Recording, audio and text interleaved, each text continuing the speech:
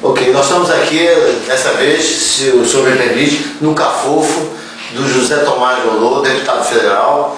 O senhor é promotor, era promotor? Não, eu era deputado e sou procurador de justiça, que é fim de carreira. Então o senhor não é um político de profissão, o senhor não é um político profissional? Não, é o contrário. O sujeito que fizer do mandato profissão, ele já está cometendo um vício de origem, não vai a lugar nenhum. Mandato é uma situação transitória. O povo lhe dá para você representá-lo durante um determinado período de tempo, num determinado cargo público. Dá e toma.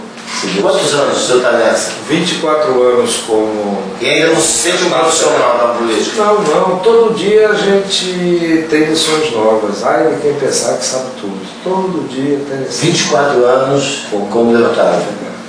Você passou por, então, várias fases do Brasil, passou pela ditadura, O primeiro mandato foi exatamente, talvez, o mais rico, porque foi o fim do governo Figueiredo, a luta pelas diretas e, logo em seguida, a eleição do Tancredo Neves. Como eu fui o primeiro deputado do antigo PDS a aprovar o Tancredo era governador de Minas, a gente pôde participar por dentro, digamos assim, de todos esses eventos.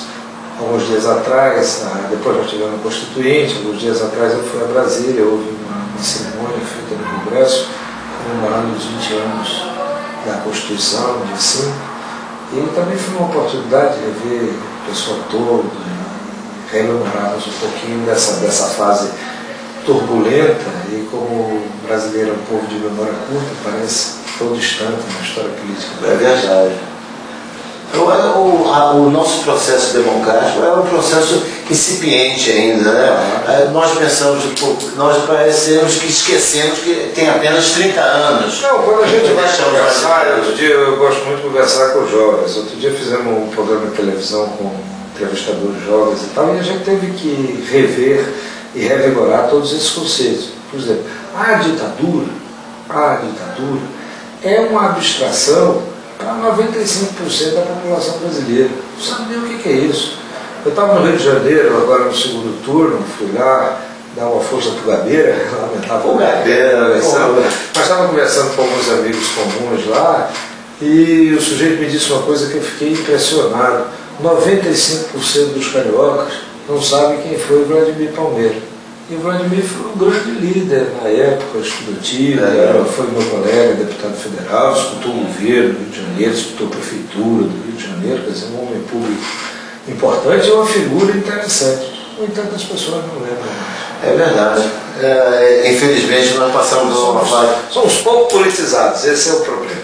O povo, né? Mas eu escrevi um artigo que... Posso me chamar? Claro, pode não, deve. Senhor, deputado, não tem senhor, nem deputado. É senhor, o som dele tá bom, né, Geraldo? O som dele tá bom, tá aparecendo ali. Bom, é o seguinte, eu escrevi um artigo que eu falava que nós estávamos hoje passando e vivenciando uma ditadura do analfabetismo, né? O analfabeto é que manda, né? Nós que temos o voto consciente, o voto determinado para uma mudança, para uma escolha de pessoas competentes, nós não temos chance de eleger diante da quantidade analfabeta de pessoas mal informadas, que vendem o voto, ainda vendem o voto, né? Não é só isso não, veja, não é só do analfabeto, quer dizer, iletrado. Eu não tenho nenhum complexo de culpa porque votei contra. Aliás, essa votação eu me lembro bem dela porque eu perdi 2 vezes. Primeiro, eu votei contra a outorga do voto ao analfabeto, não por entender um cidadão de segunda classe, nada disso, mas pela dificuldade que tem de se formar, de entender e de expressar-se segundo esse entendimento. Depois perdi de novo, porque quando passou o voto do analfabeto, tivemos uma segunda votação se o analfabeto pode ser votado. Bom, já que ele vota, eu aí, claro, votei a favor de que ele pudesse ser votado. E novamente fui derrotado. Quer dizer, nós temos uma situação singular em que pessoas que não conseguem entender com clareza as suas circunstâncias podem exercer o direito de voto e, curiosamente, não podem ser votados. Agora, muito pior do que isso, para a democracia e para o avanço da sociedade, é o analfabeto político. Quer dizer, é aquele que o Brecht... Que está na classe média. O Brecht imortalizou num poema que tem esse mesmo nome, onde ele diz que o analfabeto político é o pai da prostituta, do menor abandonado, de todas as mazelas de natureza social. O analfabeto político clássico é aquele que diz assim: eu não gosto de político, então eu vou votar nulo, ou então eu não participo disso. Só esses enunciados já são atos políticos. E com esse ato político perverso, equivocado, o sujeito dá uma grande parcela de contribuição para a piora da sociedade como um todo. Então, o ente mais danoso ao sistema democrático, da minha maneira de ver, não é nem o analfabeto funcional. O próprio político. É o analfabeto político. E o político também, porque o político já está viciado. O político é o retrato da sociedade. Veja bem, eu, nos meus 24 anos de deputado federal, eu fui tudo que um deputado federal pode ser na Câmara, tudo. Eu fui líder da oposição, fui o primeiro líder da oposição, fui líder de partido, fui presidente da Comissão de Constituição e Justiça, vice-presidente da Casa, presidente interino da Casa, representei a Câmara no exterior durante muitos e muitos anos. Quer dizer, eu conheço mais ou menos bem, digamos assim, como funcionam as instituições de Brasília. E nesses 24 anos a gente vê coisas absurdas, mas uma das coisas que a gente aprende é que a Câmara, eu não falo nem do Senado, que é outro país, mas a Câmara é o retrato do eleitor brasileiro. É uma coisa curiosa, tem tanta gente boa, tem tanta gente competente, tem tanta gente honesta, embora, veja bem, na sua quase totalidade apareçam menos, até porque não vê no jornal, nem rádio, nem televisão, você dizer fulano de tal cumpriu o seu dever. E tem também os canalhas de marca maior, gatunos, finórios, vagabundos de toda ordem. Mas só que 40, 60, 80 mil pessoas acharam que este vagabundo é um cidadão maravilhoso e mandou para lá. É o retrato da sociedade. É impressionante como o Lula mudou de opinião radicalmente com relação ao Congresso, né? Antigamente ele nominou 300 picaretas, né? E hoje dizem que é muito mais do que... Não, eles sabem que... Bom, ele tem, melhor do que ninguém, consciência disso, até porque ele se apoia exatamente na picaretagem da Câmara dos Deputados. É exatamente o que há de pior na Câmara que sustenta o governo Lula. Não foi só ele que se esqueceu, não. Os caras também se esqueceram. É só olhar esses partidos outros que historicamente combateram o Lula e o PT e hoje entusiasmadamente são daquilo que se chama a base de sustentação do governo. Então eu acho que eles se merecem, eles deviam casar, Lula e esses caras. Mas uma pessoa com a consciência como o senhor tem com relação ao Congresso, como é a sua convivência lá dentro? Como é que você consegue conviver com essa bandaria? Mas a gente convive, veja, é a mesma coisa. Se você é médico num hospital de tísico, de tuberculose, você não precisa ser tuberculoso para ser médico. Lá, eu vou usar uma expressão grosseira, não, mas o programa é livre. Mas isso eu ouvi do Dr. Tancredo Neves, uma conversa reservada sobre uma determinada pessoa, ainda na cabala de votos do colégio eleitoral. Ele estava procurando se compor com fulano, e eu disse: presidente, fulano representa o que há de pior na Câmara dos Deputados. Ele aí virou para mim, aquela sabedoria mineira, disse: Nonozinho, olha, na política a gente tem que ter a taça de cristal e o pinico. O que você não pode é urinar na taça de cristal e beber no pinico. Eu me lembro muito disso. Então lá há muitos vasos de cristal e há muitos pinicos. Os pinicos a gente deixa no lugar adequado. Pode até conversar com o pinico, falar com o pinico, apartear o pinico, mas o pinico não faz parte da sua prática política. O último caso agora que está aparecendo nos jornais, e foi uma discussão no Senado, foi a aprovação de uma medida provisória que talvez vai isentar as ONGs de alguns impostos, que foi aprovada no Congresso. A medida, isso é velho, isso já chegou. Essa medida foi aprovada lá no Congresso, na Câmara dos Deputados, foi para o Senado fez uma encenação e o nosso presidente do Senado fez mais uma encenação e devolveu como um fato inédito na história, como fosse uma coisa, inclusive alguns disseram que era contra a própria manutenção da democracia, da evolução dessa MP, que parece para alguns uma imoralidade. Os presidentes da casa têm o poder de devolver. O governo ter se empenhado a fundo em me derrotar quando eu fui candidato a presidente da Câmara, contra o Ribeiro, nós empatamos no primeiro turno. E aí baixaram lá na Câmara, no intervalo de 3 horas entre o primeiro e o segundo turno, 5 ministros do Estado. E segundo os suspeitos do Estado de São Paulo, gastaram 400 milhões de reais, 400 milhões de reais em poucos minutos. Um dos receios era esse, porque eu sempre externei a ideia de que eu sou contra a medida provisória, sempre fui, acho que é um absurdo, e mais ainda a vulgarização, porque em tese, se observados os requisitos constitucionais, as medidas em si não seriam nocivas, porque elas são feitas sob o critério de relevância e urgência. Mas como quem julga o critério de relevância e urgência é a mesma base do governo, então eles aceitam como relevante e urgente qualquer porcaria que mandarem. E os presidentes da casa têm o poder de devolver essas medidas. Até agora, eu não diminuo o gesto do Garibaldi, porque veja bem, não, o gesto bem ou mal, foi a segunda vez, isso foi usado logo no começo, não me lembro quem era o presidente da Câmara que devolveu. Mas, deputado, o que eu estou chamando a atenção é o seguinte: a devolução devia ser uma coisa normal, porque as medidas provisórias não são tão relevantes e importantes. Seria normal se nós vivêssemos num país normal, mas nós não vivemos. A medida provisória foi uma contribuição trazida à Constituinte pelo Jubim, que é um instituto copiado do ordenamento jurídico italiano. Só que o sistema italiano, ele opera no Estado parlamentarista.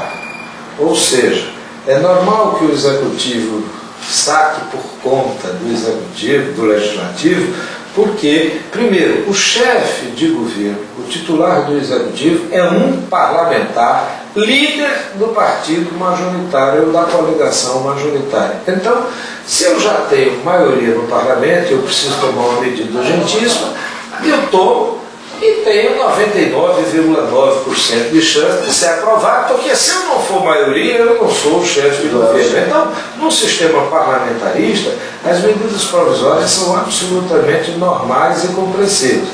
Num sistema presidencialista como o nosso, não, porque os governos não dispõem de maioria eventual.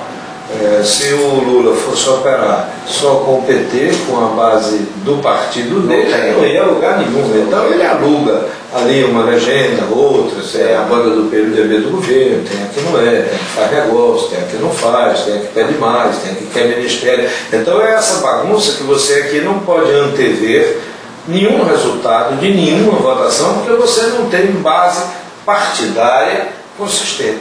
Então aqui é uma loucura. Manda as medidas e depois, ao longo dos tempos, nós tentamos consertar isso, mas, de novo, o Brasil tem a capacidade de estragar a ideia boa. Quando nós colocamos algumas travas à reedição de medida provisória, já se abriu uma brecha para o sujeito mudar uma palavra, você muda uma palavra e a medida passa a ser entendida como se fosse uma nova medida provisória. E é o que está rolando agora. Essa que ele devolveu é a famosa lixa da pilantropia. Ele joga uma série de entidades para serem reconhecidas como entidades filantrópicas. Algumas são realmente, mas outras não são de jeito nenhum, são feitas para atender aos interesses de A, B, C e D, interesses esses nem sempre lícitos, nem sempre corretos. Então, essa medida incluía um monte de entidades, segundo li nos jornais, com dívida, com problema, algumas que não eram de forma alguma, nem jamais foram filantrópicas, era para fazer filantropia para o dono da instituição. E foi um escândalo, realmente. Me diga uma coisa, deputado. Aquela ideia de um pseudo-golpe constitucional do Lula de ter o terceiro mandato parece que saiu da pauta, né? Agora surgiu essa candidata mulher, Dilma Rousseff. O que o senhor acha? Eu acho que o Lula trabalha, eu vou dizer a minha opinião sincera. Eu acho que o Lula trabalha para perder a eleição. lançou uma candidata sem nenhum carisma, sem nenhuma simpatia. O PT é um partido muito pobre de quadros, até porque o Lula teve o cuidado nos últimos 6 anos de se distanciar quilometricamente do PT, tanto que tudo que é errado ele diz que é o partido, que é o PT, tudo que é certo é ele. Então, com isso, fica bom para ele, mas ele enfraqueceu o seu próprio partido, a ponto de o PT, que tem um presidente da República que teve uma performance razoável nas eleições, não tem candidato próprio. E não tem a mesma credibilidade. A minha impressão é que ele coloca a Dilma. Como o governo dele tem erros monumentais e algumas dessas bombas vão explodir nos próximos anos, bombas financeiras, complicações, equívocos da política do governo Lula, nada melhor do que colocar uma candidata para ser cristianizada, quer dizer, para perder a eleição. O Serra, se for candidato, ganhar a eleição. O Serra é um político extremamente austero, vai tomar todas as medidas que o país precisa e são elas profundamente impopulares. O Lula é maquiavélico, é sindicalista. Ele deixa o Serra ganhar, toma tudo quanto é medida ruim, evidentemente que a popularidade vai lá para baixo e 4 anos depois ele volta de novo para esculhambar o país. Eu acho que na cabeça dele o filme é esse. Pode ser que eu esteja errado, ou seja, paranoico, mas o que eu acho é que é isso. A jogada dele é essa. É uma opinião de quem está lá dentro. E não é nova. Veja bem, se você for olhar um município emblemático, Ribeirão Preto, da redemocratização de 45 para cá, da revolução depois da abertura democrática do Figueiredo para cá, só teve 3 ou 4 prefeitos. Quer dizer, um arma não faz o sucessor, perde, vem o cara, faz o gol, depois volta o mesmo. Teve um deputado, ex-deputado Elcio Gasparini, já foi prefeito dar 3 ou 4 vezes, Palocci foi 2 e tem outro cara lá, foi 3. Pronto, fica para ele mesmo, um vai, outro volta, faz uma alternância no poder. Quem se ferra é o povo. E agora, essa questão econômica, a gente dá uma passadinha, porque é um assunto que as autoridades financeiras do país dizem que o Brasil está blindado, o Brasil está longe da crise. Já acabaram de dizer isso. Agora, eu aqui até entendo, é raro eu concordar com o Lula em alguma coisa, mas nisso até que eu entendo. Se o presidente da República for a uma televisão, principalmente em modos como isso é feito aqui no Brasil, Rede Globo, em horário nobre, e disser, ó, a situação é gravíssima, o país pode entrar num parafuso, no outro dia o país se desmancha. Claro. Então eu entendo até certo ponto que ele diga que o país está bem, que vamos enfrentar, pererê, popopó, né? Eu não diria nunca que era uma marolinha, mas isso é o típico da linguagem dele, é a forma como ele se comunica com as grandes massas pouco politizadas desse país. Então ele usou essa imagem da marolinha. Na verdade, que a marolinha vai desempregar um monte de gente, já está aqui no gogozinho e vai custar o governo dele. Não é uma marolinha pequenininha, mas eu entendo até certo ponto que ele traga palavras de tranquilidade. Se ele disser o real retrato nacional, no outro dia quebra tudo mesmo. Então, o senhor Mas das mentiras de Estado. Então o senhor continua na mesma posição desde o governo do primeiro governo Lula até agora, incompetente, ineficaz, profundamente incompetente, absolutamente demagogo, extremamente feliz na comunicação popular e artífice do maior estelionato eleitoral desse país. Você já viu a política como já fez. Se você, como cidadão, chegar ali na esquina, comprar uma cesta básica e entregar a uma pessoa, e isso for testemunhado, fotografado, filmado, você vai perder seu mandato por abuso do poder econômico, por prática ilícita. No entanto, a compra do famoso Bolsa Família, Bolsa... é a mesma coisa. É uma compra de voto permanente. E é esse lastro de 80 milhões de brasileiros que é atendido por este tipo de clientelismo, tá? Que é a base de sustentação eleitoral do Lula. Aí o governo pode, e como o governo em momento algum se esforça para dizer que é o governo, isso vai tudo para o cacife político do presidente, que fica eterno. Um país como o nosso, de relativamente poucos eleitores, uma massa imensa, se você tem mais da metade da população atendido diretamente por um processo clientelista, a tendência é se eternizar no poder. Na próxima eleição o senhor arrisca um Senado, não? Não, eu já fiz a minha experiência. Não. 7 vez. Eu sou a pessoa com mais mandato de deputado federal na história do nosso estado. Ninguém teve 6 mandatos consecutivos nesse estado. Realmente é um fim. E vamos para o 7. E é tranquilo. Há uma certa credibilidade. Não, mas veja bem, eu me orgulho, as pessoas às vezes ficam irritadas quando a gente diz isso.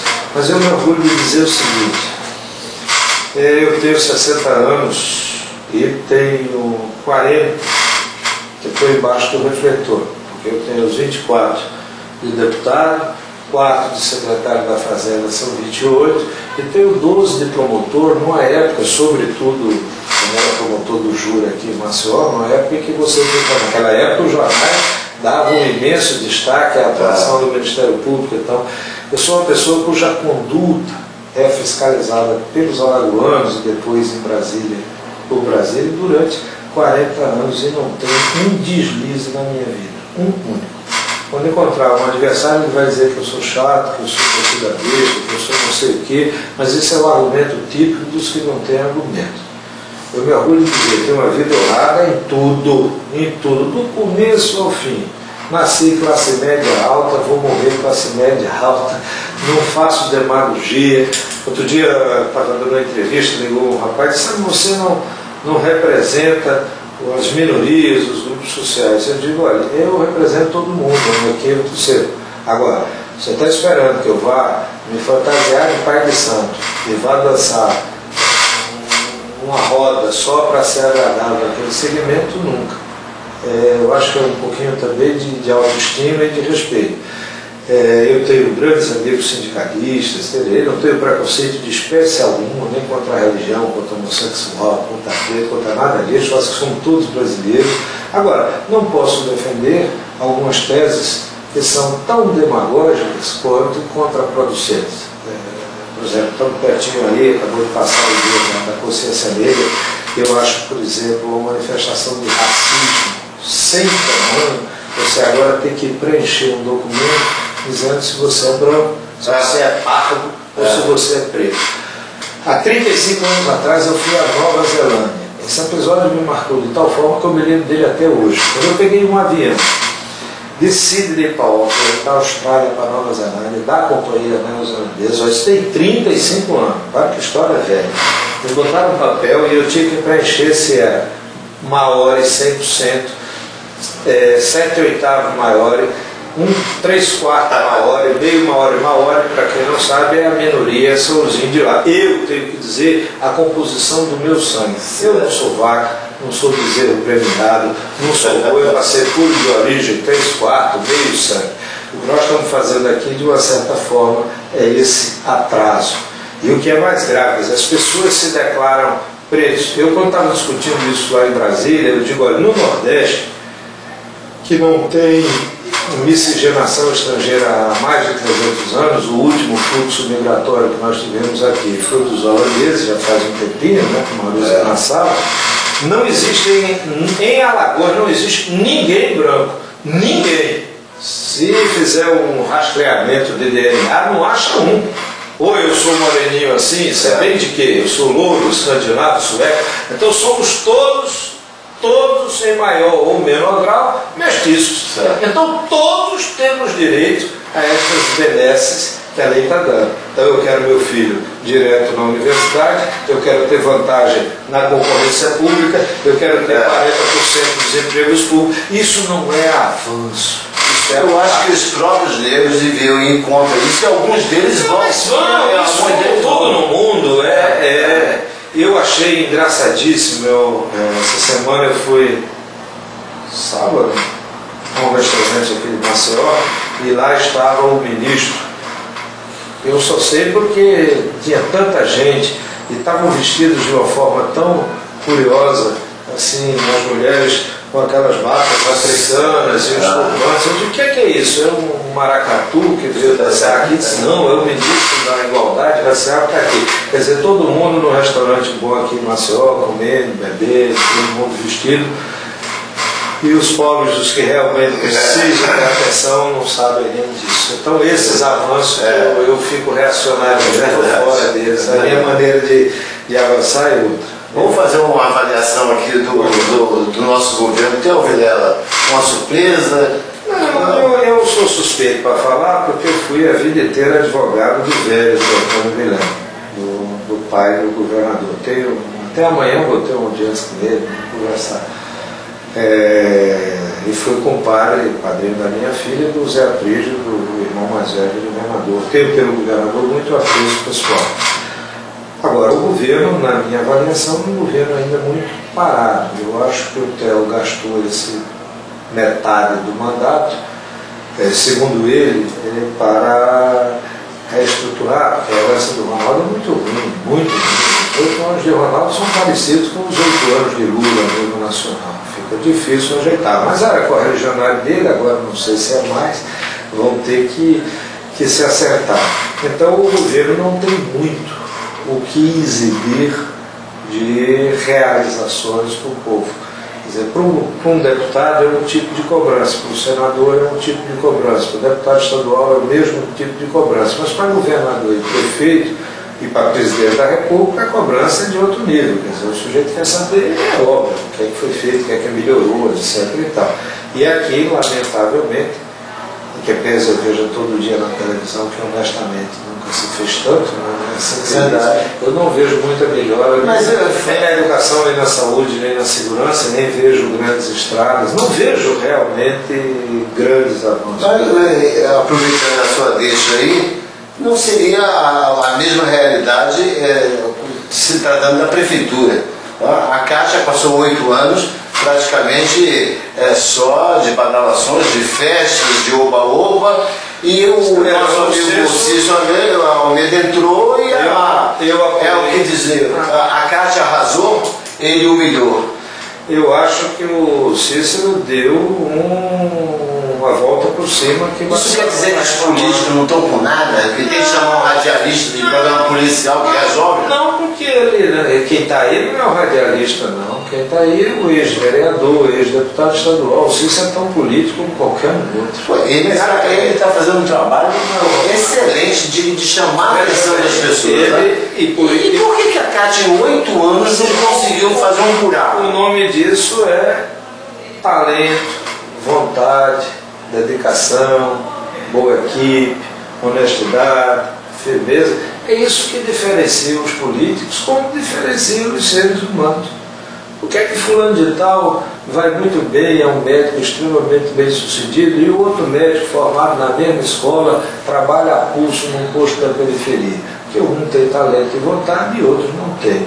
No caso político, alguns têm espírito público e outros não têm. Ou de uma forma mais grotesca. Alguns servem a sua comunidade e outros se servem da sua comunidade. Apesar da insistência do Cícero falar, que chega a ser até um pouco demagogo, as afirmações contundentes dele e permanentes são sempre oportunistas. Quando ele tem a oportunidade de declarar, não serei candidato a governador. Mas o DEM teria um nome para substituir o Cícero Almeida para governador? Veja, a gente não está nem discutindo isso. Eu, particularmente, aprendi que candidaturas, sobretudo candidaturas ao governo, à presidência da República, elas raramente são frutos da vontade pessoal do indivíduo.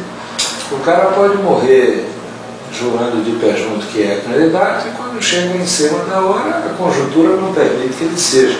O contrário também é verdadeiro. Vocês podem dizer aí de manhã, de tarde, de noite que não é candidato e quando chegar em 2010, se não tiver nas forças que o apoiam e o apoiaram o nome, melhor ele será candidato. Não tenho dúvida nenhuma disso. Agora isso, repito, é conjuntural.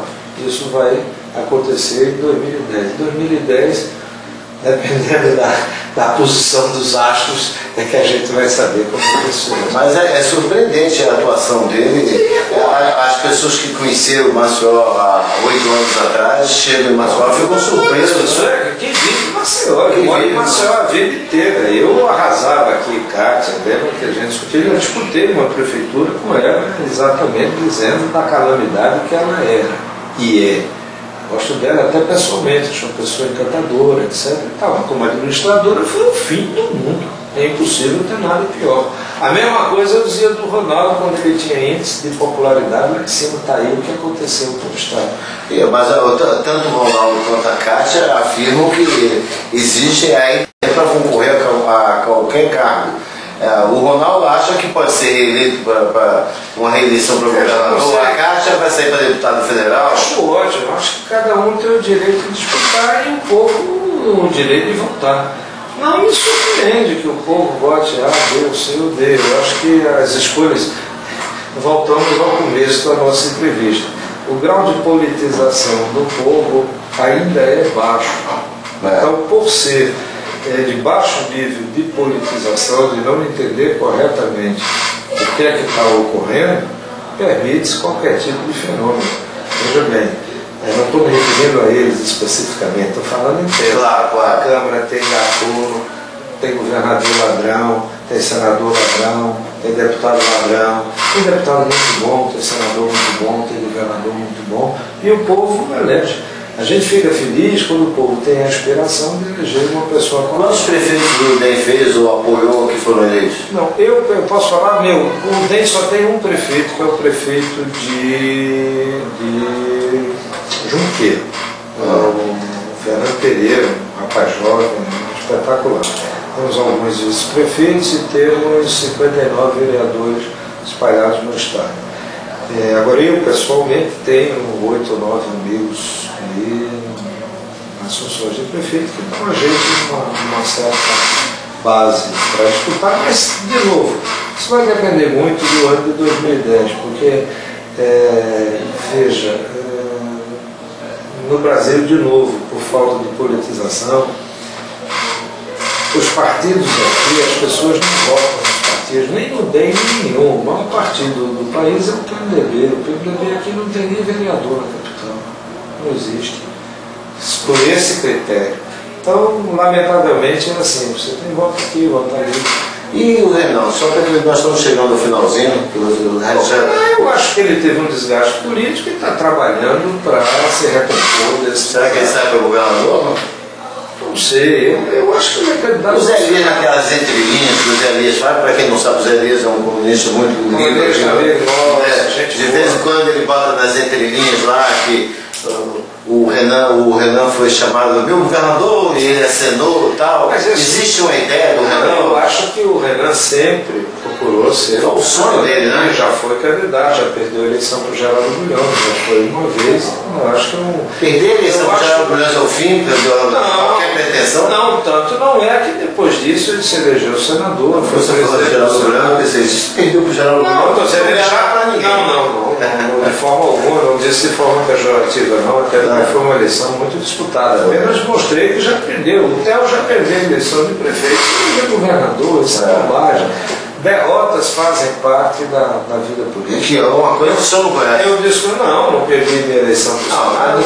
Cada um de nós perde, e a derrota é em cima também. Não é feio, não. Isso é como jogo de futebol. Os campeões invictos são raríssimos. Aí, futebol, qual é o seu time? Sou Fluminense e Gatiano. Sou CRB e Fluminense. Não estou numa fase lá muito feliz, não. Mas pelo menos no Fluminense eu vou escapar da segunda divisão. Eu sou vascaíno, Vascaíno, eu tenho filho vascaíno. Sinceras condolências. Sinceras condolências. Nós estamos no perigo, vai dependendo dos outros. É a mesma coisa que a vida política. Você depender dos outros é horrível, né? Mas o político sempre depende dos outros. Não, depender dos outros no sentido de um outro político, né? E você está sempre atrelado, né?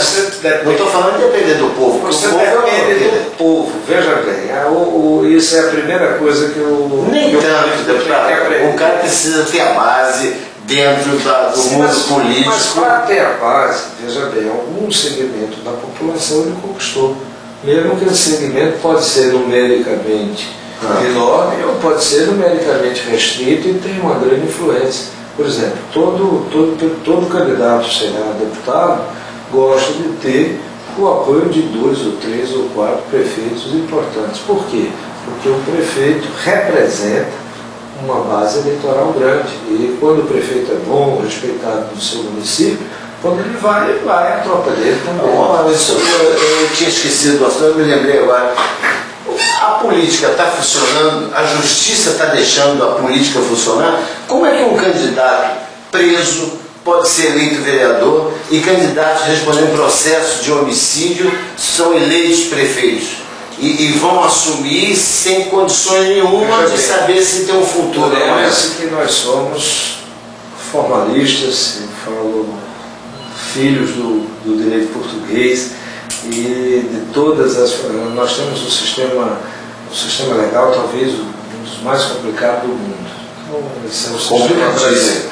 E aqui é uma das coisas que se diz da Constituição, com alguma razão, uma das coisas negativas que ela tem, é que na parte penal os constituintes trataram os delinquentes como se fossem criminosos políticos, ou seja, uma presunção de inocência absoluta e a faculdade infinita de postergar decisões, isso na parte processual, através de recursos, etc. Então, nós construímos um sistema judiciário extremamente moroso, muito pouco eficaz.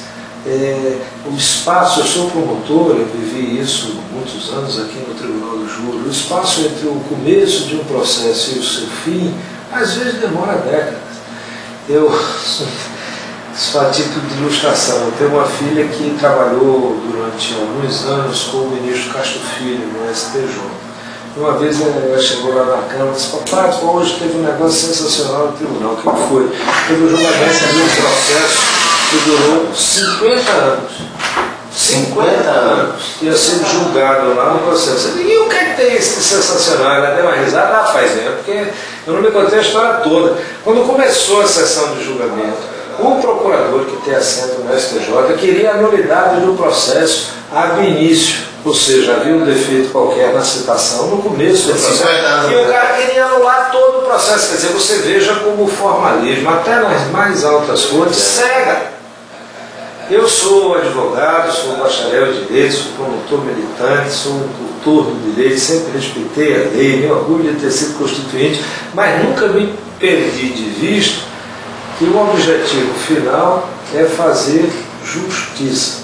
E às vezes a lei não é justa, ela é legal, mas não é justa. Só para a gente encerrar aqui um assunto que está em pauta agora, que é a questão do Paulão. Afastaram todos os deputados do Taturana e o Paulão fica.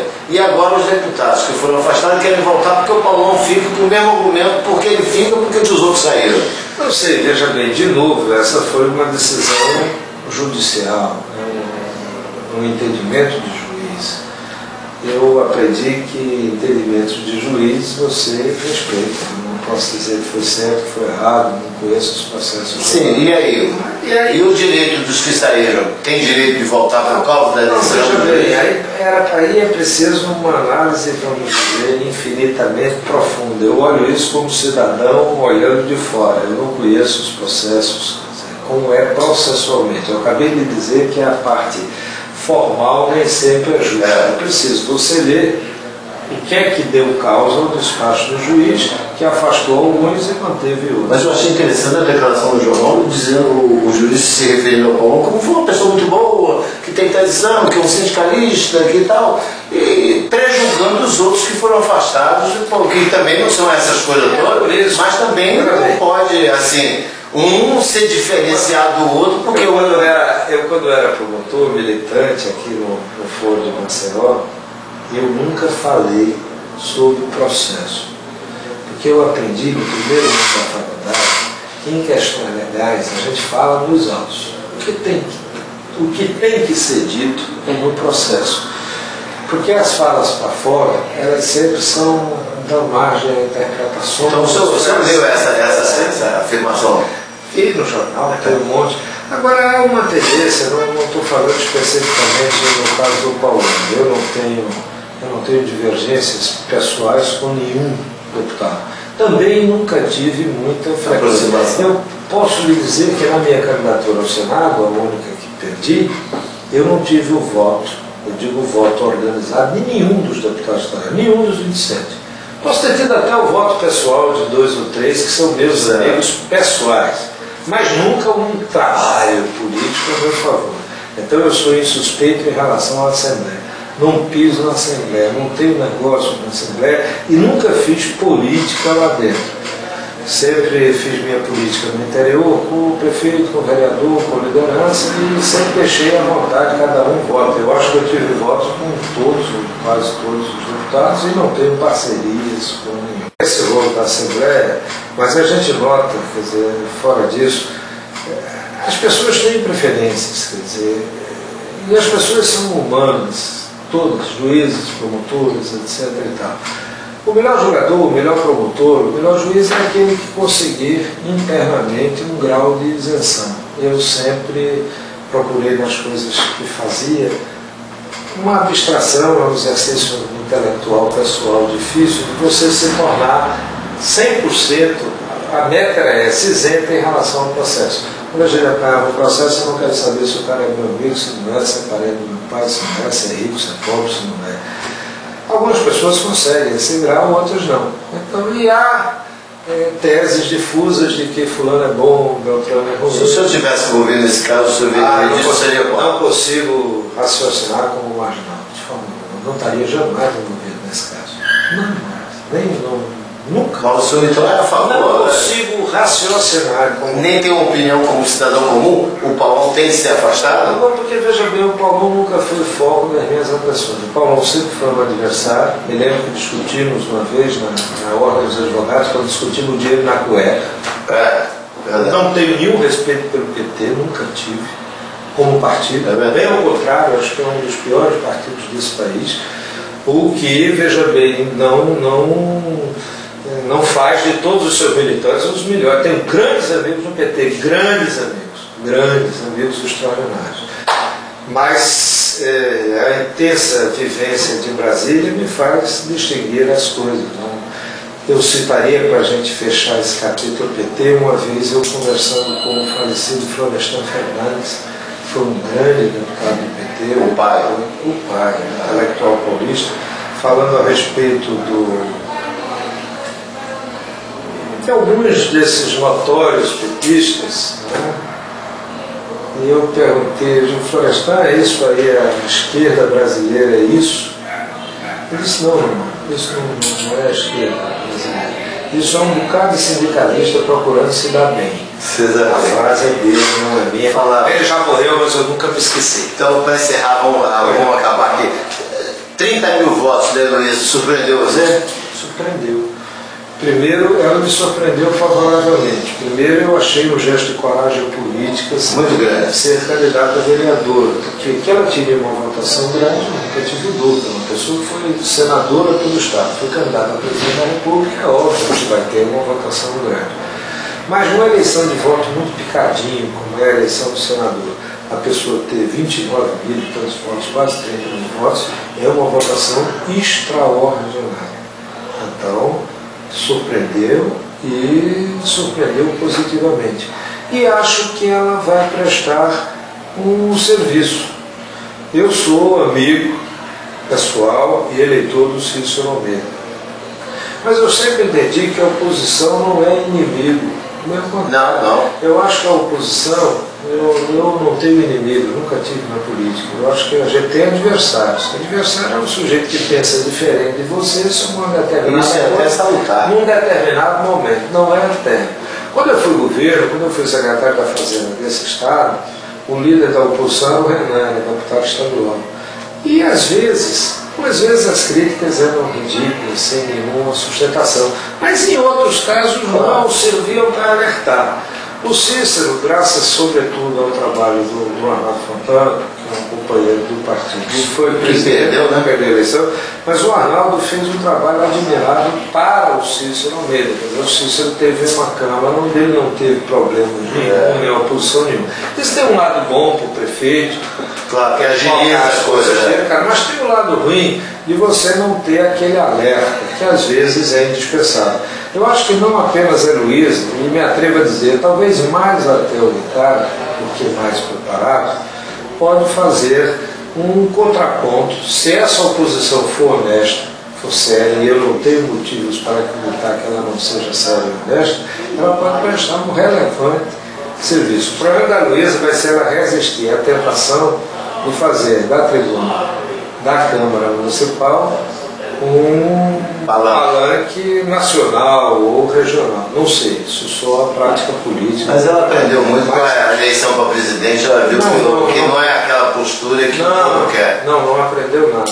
Não aprendeu nada. Ela continua mesmo. Não, veja bem, eu adoro a Luísa. A Luísa é uma amizade. A Luísa é uma boa pessoa. Nunca, não é politicamente com ela, nunca tivemos o menor arranhão. Bem ao contrário, gosto muito dela e exalto as qualidades que ela tem. Coragem cívica, coragem de se opor aos poderosos, eu acho que tudo é bonito. Agora, ela tem a maneira dela de ser, a maneira dela ver o mundo, e algumas coisas nós não podemos concordar, é verdade. E acho que não está na cabeça dela ser vereadora. Ninguém acredita nisso. Então eu acho que ela vai fazer esses 2 anos de mandato e deve ser candidata ao Senado, não quiser ser candidata. Agora, que é meritório e que se essa relação, se o Cícero for politicamente hábil, ele pode tirar vantagem, eu digo vantagens para a sociedade barcelonense e uma oposição mais efetiva. Eu, se fosse prefeito, se fosse governador, faria questão de ter alguns, eu gostaria de ter a maioria, porque a maioria governamental viabiliza os seus atos administrativos, mas uma oposição consciente é altamente salutar. Eu acho que é desejável. Eu fui líder da oposição, fui o primeiro líder da oposição na Câmara. A Câmara não tinha nem essa função de líder da minoria. Foi na gestão do João Paulo, presidente da Câmara, que nós conseguimos, e eu fui o primeiro líder da oposição. E acho que prestei alguns serviços ao Lula. Se ele reconhece ou não, são outros 500. Né? Acho que ele não gostava muito. Mas se ele tiver uma visão política mais ampla, ele verá que isso é altamente necessário. As unanimidades, as subserviências, os áureos, o amém, o tô certo todo dia, os políticos de influência divina, foi Deus que me mandou aqui para resolver isso tudo, é um perigo. Eu tenho horror dessa troca. Então eu acho que é bom, é o mérito dela, ela é brilhante, eu acho que ela está de parabéns, acho que ela pode fazer um papel importante e cabe a nós, aí eu digo nós, do governo, eu sou um partido, apoio eu pessoalmente, gosto muito do Cícero, cabe a ele administrar isso, numa oposição não tira pedaço. Até porque eu acho que ele vai ter uma confortável maioria na Câmara, agora não vai ter a unanimidade. É verdade. Deputado, desculpa ocupar tanto tempo seu. Nada, é um prazer. O prazer foi meu e a honra de estar com você. Foi assim, muito grande, porque eu admiro o seu trabalho e acompanho você desde 80 que eu estou aqui em Maceió, eu cheguei em 1980. Você me pegou secretário da Fazenda. Pois eu estou aqui desde 80 e venho acompanhando o seu trabalho, tenho a maior admiração por senhor. A gente faz erros, Omar, eu acho que todos nós fazemos. Agora, eu acho que quando a gente faz a coisa correta, ou faz a coisa achando que é correto, dá a gente uma tranquilidade muito grande. Eu olho nesse estado conturbado e eu posso me dar a prazeres que poucos políticos podem ter. Eu tenho um filho de 2 anos e meio. Eu tomo banho aqui, né? Eu moro aqui na praia, vai passear na praia. Eu, minha mulher e meu menino, todo dia estou andando aí na praia. Nesse mesmo restaurante que estavam os afro-representantes, tinha um amigo meu numa outra mesa e eu não vi, ele estava de costas. E toda hora passava um cara e falava, passou o filho do desembargador lá de Sergipe e tal. Os caras. Quando eu fui sair do restaurante, ele falou, como é que você conseguiu comer? Eu digo, estou feliz, tem 2 anos que eu não tenho mandato, não tenho nada, e posso fazer uma coisa que alguns não podem. Me sentar de costas para a porta de entrada com absoluta tranquilidade. Foi um prazer, muito obrigado. Um abraço.